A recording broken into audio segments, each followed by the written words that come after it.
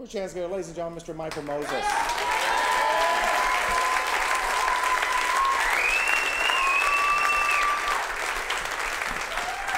Snickerz, how's everybody doing tonight? Oh, man. Wait. I want to see what kind of crowd I'm working with today, all right? Bear with me. What I'm going to do is I'm going to turn around. When I face you, I want you to clap if you think I look like somebody famous. Hold on.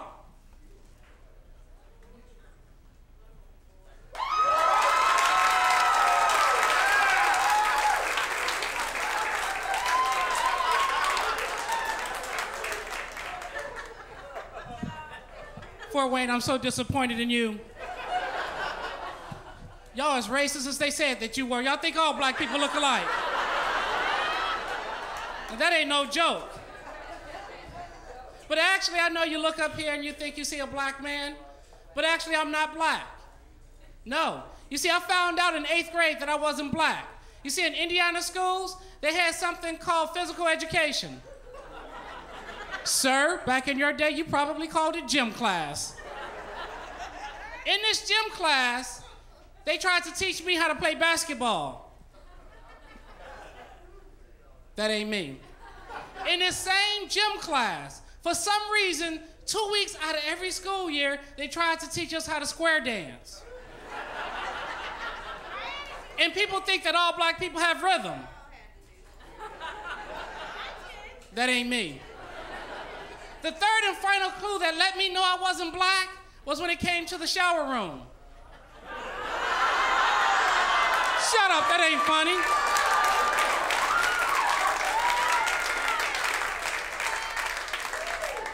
A little bit about myself, Fort Wayne. I am one of those rare type of Indiana fathers. I've got full custody of all my kids.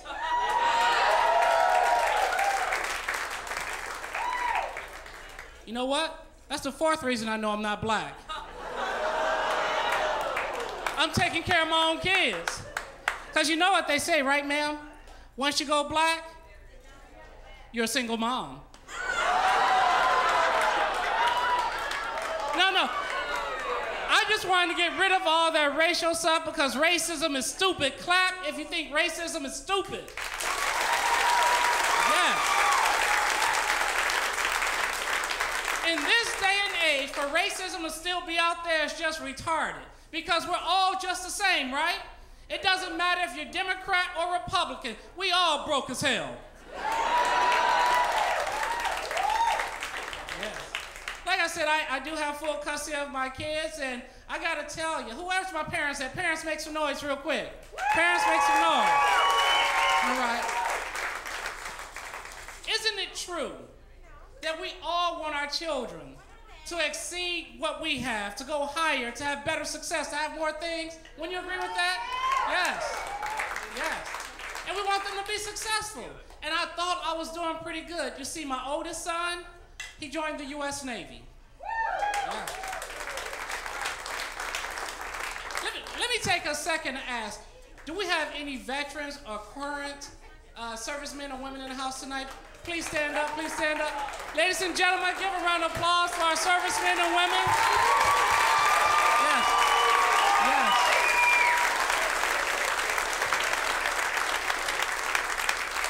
Thank you so much for your service.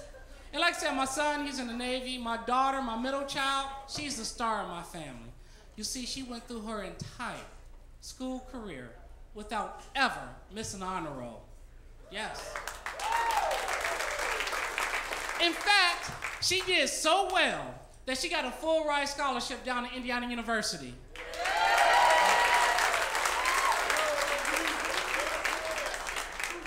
My third son, sir, back me up. Do you have kids? No? You're blessed. You got kids, sir?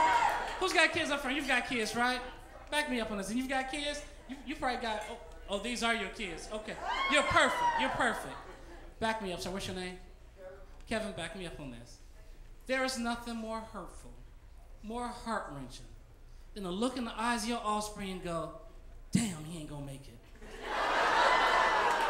Am I right? Am I right? I mean, I'm 44 years old, right? I should be getting ready for retirement. a 401k plan, putting money aside for that, right? But no, I'm putting money aside for his likely legal defense fund.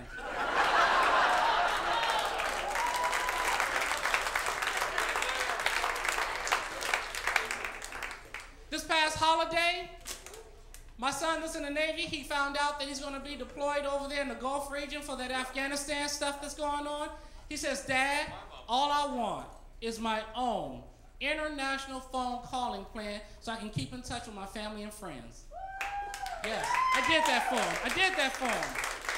For my daughter, she went down into IU that first part of the semester. She couldn't stand her roommate. She goes, Dad, all I want is my own refrigerator and microwave oven. Did that for my baby girl. Yes. For my 17-year-old, I got him soap on a rope and Vaseline. Do you know why, sir? You know why? Because I'm a good dad. I got to get him ready. It may not be another graduation. It might be like a parole board hearing, and he just might need to be prepared, if you know what I mean. I've been divorced for 8 years, and last year, my ex-wife sent her first child support check. Clap for me getting that, yes. In Indiana, a man getting child support? Actually, she didn't send it willingly. She filed her taxes and they intercepted that sucker. And I was excited, right? They sent me $3,000. Yes, excited. Me thinking that I was that great dad, I decided to give each one of my kids $400. That punk ass 16-year-old I was telling you about, he cops an attitude. He goes, Dad, really? What am I doing with $400, Dad? I can't do no with $400 but get 2 pair of gym shoes. Yeah, that was my shock. I said, boy, if you blow $400 and only get 2 pair of shoes, you're stupid. Yes. Now, who's got those mouthy kids that just like to talk back to you and just give you all kind of lip? Got a lot of single mothers in the house tonight, I see. He goes, Dad, Mom sent $3,000, Dad. You got 3 kids. You gave us each $400. He says, Dad, you know how you stay on my butt about going to school? He said, I did the math. That's $1,200, Dad. Mom sent $3,000. That's child support. That's our money. Well, that pissed me off. So let me tell y'all what I told this punk. And Snickerz, if you agree with me, when you think I'm going to say that's child support, I want all of y'all to say it like you know it better than me. I said, boy, every time I pay rent, so your lazy butt can have your own room, that money, that's a little bit more enthusiasm. I said, boy, every time I go to the grocery store and replace the food you eat, that money, that's what I'm talking about. I said, and to stay from knocking you out, the weed I smoke, that money was.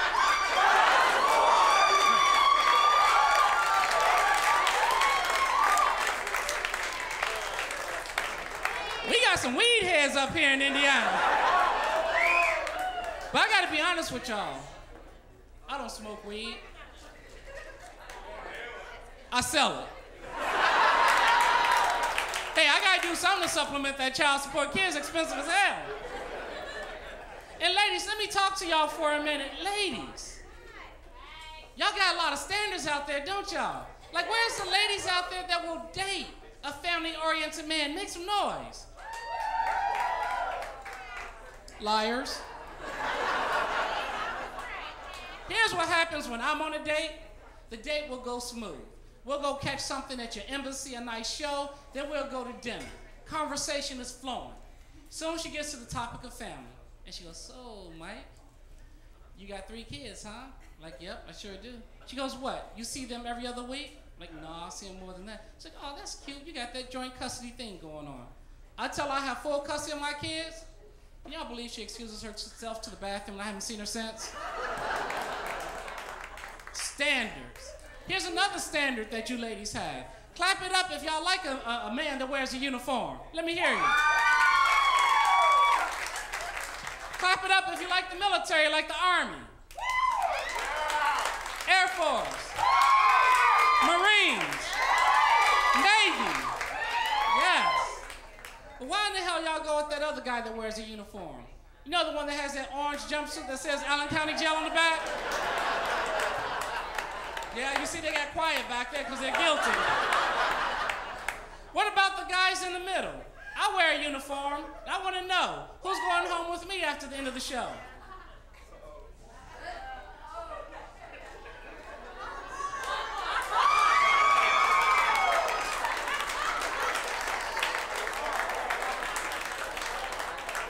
And ladies, when I get off work, when I don't feel like communicating, it says it all for you. Oh man, that's crazy. I gotta tell you this, that even though I love my son that's in the Navy, when he first graduated from high school, he graduated when he was 19, but he was still living in my house. And parents, don't you think that if they live in your house, you still have the right to make the rules? Yes, yes. I put this son of mine on a 2 o'clock in the morning curfew. One Friday night, which was actually Saturday morning, sir, he came strolling in at 4 in the morning. I was waiting for him. Boy, where in the hell have you been? Can y'all believe? My son, my hero now, walked up to me, patted me on my shoulders and goes, Pops, don't be hating me because I'm getting it and you ain't.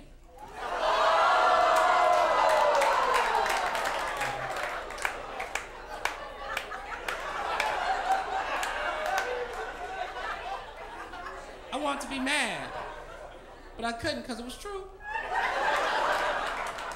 Because you see, for 6 years, I was practicing celibacy. Then my mother called me. She was like, boy, what the hell are you going around telling people you celibate? Don't you know lack of opportunity don't mean celibacy?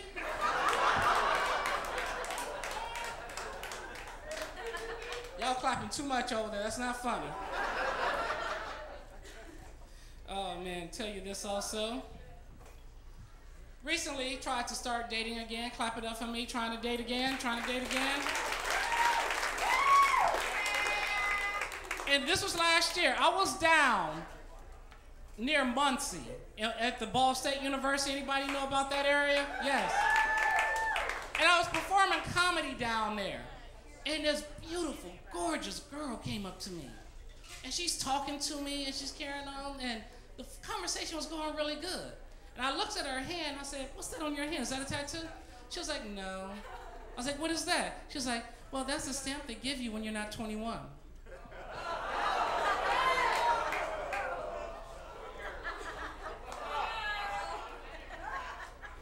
It was at that moment that visions of my daughter, who was at IU, may have been talking to some old creepy guy. And may now be experiencing with intercourse and my heart sunk. I know, right? So here it is that there's a possibility that all my kids might be getting more sex than me. That's crazy. Gotta tell you this real quick, and I'm gonna get out of here. My mom, I love my mom to death, and I think she feels guilty because she had me at a young age. And she quit school to have me, and I'm thankful that she didn't get rid of me or put me up for adoption. Yeah. And because there's no rule book given to parents, she probably made some mistakes along the way, like we all have, right? Right? And sometimes we try to overcompensate, right? So I told my mom I was going up to Michigan to perform. Now my mom, bless her heart, like I said, she had me at a young age. She didn't finish school, and she doesn't know that much about geography. So she tells me, she goes, oh, Michael, you be careful going up there to Detroit. They shooting people. And I'm like, Mom, really? We're from Gary, Indiana.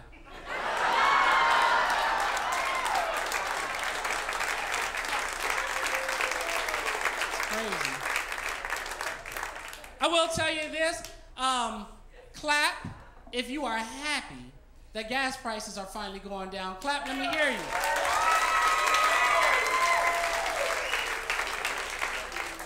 And I just want to say to the fellas that's out on dates, clap if you're really happy the gas prices went down. Yes, because you see, we couldn't afford to drive across town spending $3 to pick up a dime when a 2-center can take care of everything you need. Am I right, fellas? Oh, so we got some girls next door in the house tonight, I see. No, I'm just joking. But there's another benefit to gas prices being high. And a benefit that I found was that if you had a stalker, he couldn't afford to stalk you no more. There might be some stalkers over there.